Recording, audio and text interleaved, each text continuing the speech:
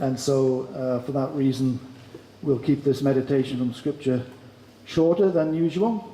That's the good news, isn't it? I'm making a note of that. Nevertheless, I don't know what you thought about that reading. We're going through Joshua. Those of you who are new, we're looking at, as you can see, the series is Journeys with Joshua, and so we've come to Joshua 5. We won't look at every single chapter in Joshua, but we're trying to see what we can learn, the spiritual lessons really from this Old Testament book. And I think that even this chapter, the events are worth considering because, and I didn't plan it like this, but this is how it's happened. In a sense, we are making a new start today as a church with the election of a new council, and then in March they will take up their new term of office. And so here in the Bible and here in our church life, we're making a fresh start in a sense. And it's a good opportunity to reflect on that and to think, what does that mean then for us as a congregation and for us as individuals as well. Now, I admit, at first reading, it can sound a very strange chapter, can't it? Especially to our modern ears, when we read of flintstones and sharp blades and a mass circumcision of the community, well, of the men. What exactly is going on here? And what can we possibly learn for ourselves in the 21st century as a church and as individuals from these verses today? Well, this is a fresh start on the other side of the Jordan, as we've been looking through this book of Joshua so far. And they call the place Gilgal, says the scripture, says the notes. Why? Well, because if you have a Bible with footnotes or a cross-reference or anything, they'll tell you that the name sounds like roll away. Gilgal sounds like roll away in Hebrew. So, oh yeah, haven't they gone? Oh, well, I was very impressed, yeah. Sorry, kids, you've got to miss this now.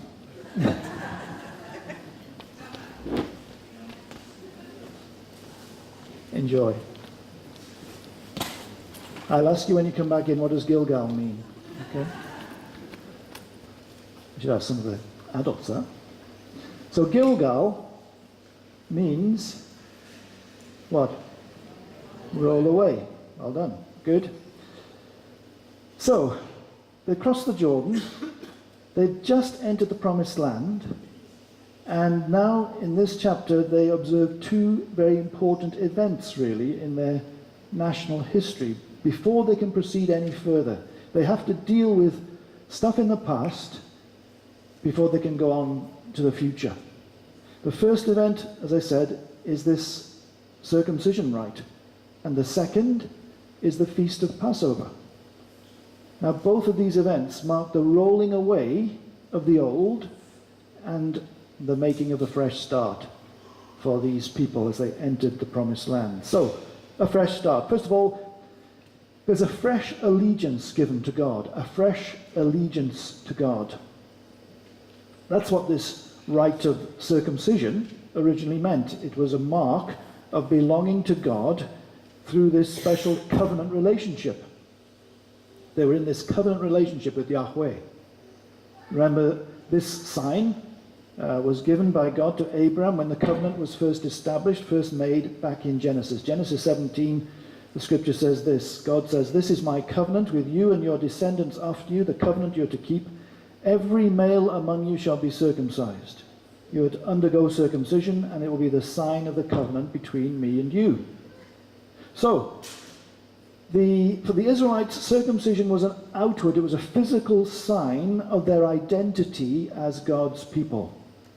It was a sign of obedience to God and of their allegiance to Him, that they belong to God. But, if you're listening, the passage tells us that this practice of circumcision had not been observed for the past 39, 40 years while the children of Israel were wandering in the wilderness. The generation that had come out of Egypt, the male generation that had come out of Egypt, they'd been circumcised, but the ones that had been born after that, They had failed to keep this covenant sign in their children that were born in the wilderness. So this generation now had not been circumcised. And that time in the desert, well, it was characterized by disobedience, by complaining, by unbelief, by wandering. That's what it was. It was a time of wandering. But now that era, if you like, that era of unbelief and wandering, that was being rolled away at Gilgal. It was to be a thing of the past. And this new generation stood on the threshold of the promised land. And so as they did so, they rolled away that lack of obedience, and they marked their consecration to God now afresh with this renewal of this rite of circumcision. This was a badge of belonging to God as a people. They were called to be God's distinctive people, distinctive among the pagan tribes around them. And so here on the west side of Jordan, as the new era in their history begins, they are dedicating themselves to be different, to be holy, as we've just been singing, to be distinctively different for God and for his glory. And this rite was a sign of that they belonged to God. They were his people in covenant relationship. So they were to be different in their beliefs, different in their values, different in their words, different in their attitudes, different in their lifestyles. This is what they were saying. They were making a fresh start. If they were going to take possession of the land, if they were going to experience the fulfillment of God's promises for them, then they needed to be a holy people. They needed to be dedicated, committed to God, with a fresh allegiance. They must be a people set apart for the purposes of God. And so at Gilgal, that lack of obedience, that wandering, was rolled away. A fresh allegiance to God. But there was another aspect to this event of mass circumcision. It was this. It marked a new dependence upon God. So a fresh allegiance to God, but secondly, a fresh dependence upon God. Now, it is strange, isn't it? But under any normal circumstances, this mass circumcision event made no military sense at all, did it? If you think about it. Just remember the situation. They were preparing for their first military offensive against the city of Jericho. They were in the plains of Jericho. It's right there. So just imagine if you were a military leader preparing your troops for an imminent battle with the enemy, how would you go about it? Well, surely equipment would be checked meticulously, and your provisions would be made sure, organized, and all your actions and all your words and your attitude and your whole demeanor would be focused on building up the morale of the men. You certainly would not organize for them all to undergo a painful and a debilitating medical procedure that leaves them weakened and vulnerable before their enemy. Makes no sense at all. No military sense. And yet that is precisely what Joshua does here. Now, I don't have to go into the details here about the effect of this medical procedure, what it would have on these grown men. I know the children have gone out, so that's all right. But anyway, suffice it to say that in one sermon series that I was reading this past week, the title for this chapter was simply, Ouch. So you get the idea. It's not a good idea, militarily. This was not a good strategy to adopt in human terms, to prepare your troops for battle. So why did they do it? Well, spiritually, the lesson, perhaps, everything about this is designed to point to the fact that God's ways are not our ways. It's designed to emphasize that we must depend entirely upon him. It emphasizes the supreme authority of God and God's sovereignty and God's power in this conquest which is going to begin and which is going to be carried forward.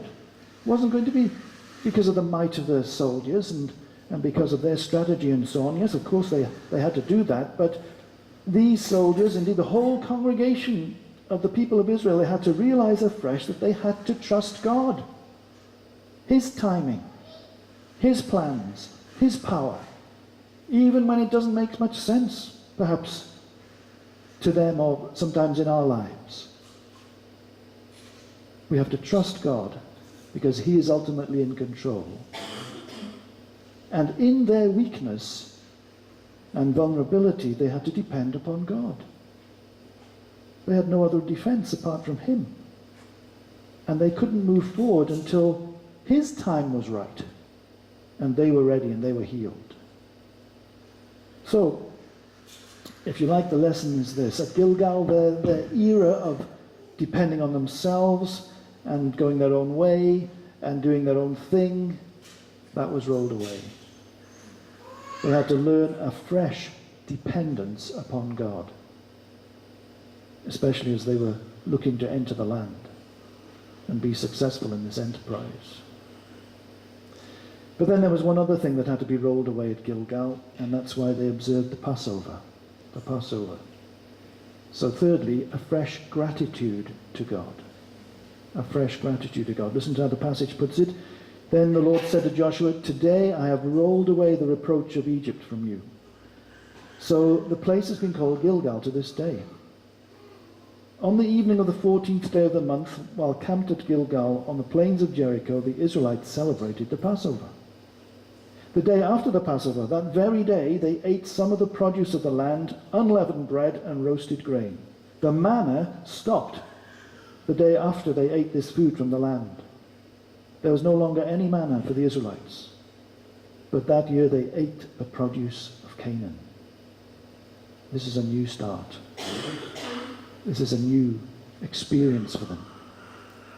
Now maybe we don't see the full experience, full significance of all this until if you remember, we read back in Exodus chapter 12, there the instructions are given by God to Moses about the eating of the Passover, observing the Passover.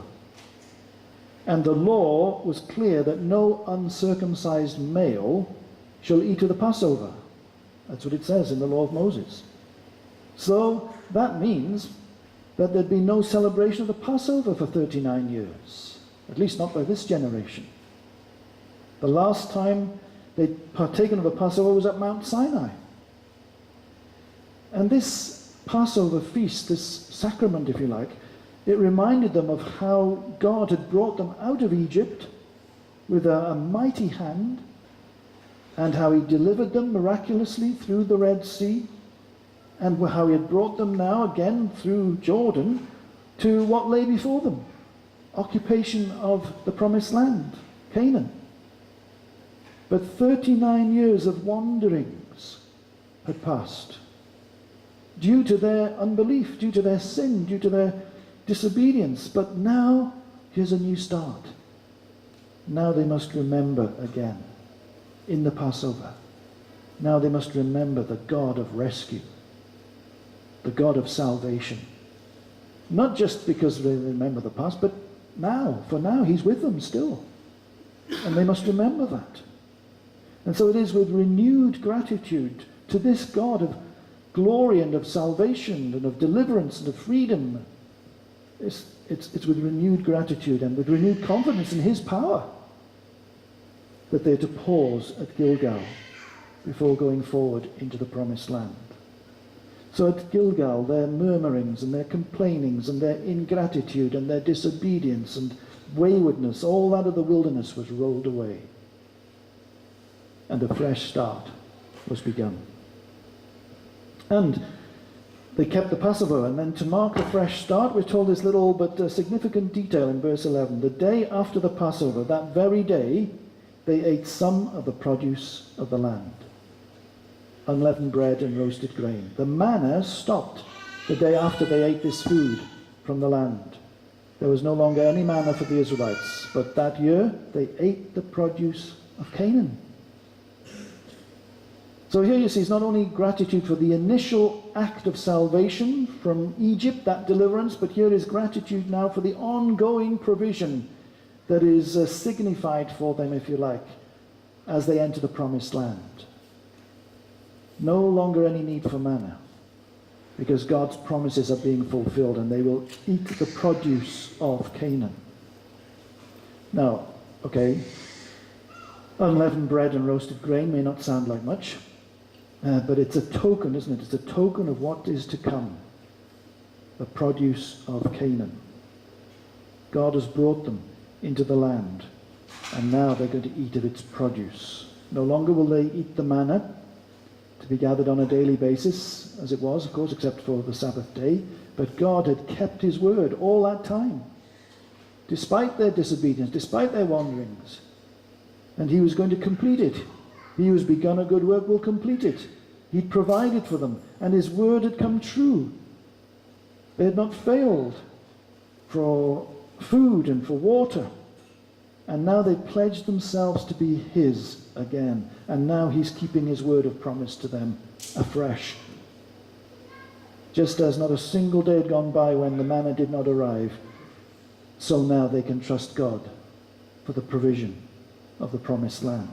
Because that's what the faithfulness of God is like. And they celebrated God's goodness and God's faithfulness to them with this renewed gratitude, with the Passover, and with the unleavened bread and roasted grain, and with renewed faith for what is to come ahead of them in the land of promise, a fresh start. Now, I don't want to push it too much, but as I said, there's a real sense in which today we start, in a way, a new beginning, a new year. We're so grateful to God for all his faithfulness to us in the past. And as one council steps down and a new council is voted in, we stand with a new year stretching out before us, unknown, in front of us. So I think the encouragement, the lessons from today's passage is clear, really, isn't it? There are things, personally perhaps, and maybe even as a church, there are things we need to roll away if we're to move forward in God's purposes, and we need to declare a fresh allegiance to him.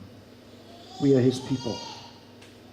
When I say we're proud of that fact, you know what I mean, we're not arrogant, but we count it a great privilege to be his people. We want to be known as God's people in the best possible way. We shouldn't be afraid to be different and distinctively holy and Christ-like. And it's good that we declare that fresh allegiance to God today. We need to be unashamedly Christian, bearing the identity of Jesus in our lives, in our words, in our actions, in the church.